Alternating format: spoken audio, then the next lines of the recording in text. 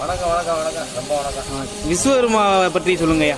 விஸ்வகர்மாங்கிறது பிரம்மனுடைய சபையில இருந்து அவர் மிகப்பெரிய ஒரு பிரம்மனுக்கு ஈக்குவலானவர். அவர் தான் இந்த விஸ்வகர்மாங்கிற ஒரு இனம் இருக்கு இங்க. அவங்க ஆசாரி வகுப்பை சேர்ந்தவங்க. அவங்க விஸ்வகர்மாவுடைய பிள்ளைகள். அவங்க தான் நாகரிகத்தையும் வரலாற்றையும் எல்லாத்தையும் படைச்சவங்க.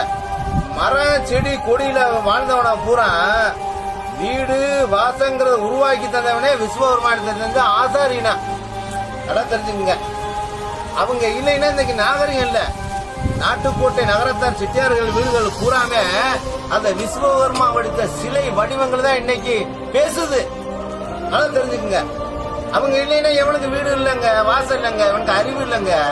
ஐயா, நீங்க விஸ்வகர்மாவா? நான் விஸ்வகர்மா இல்லைங்க. நான் ஒரு சாதாரண வகுப்பை சேர்ந்தவன். உங்களுக்கு அந்த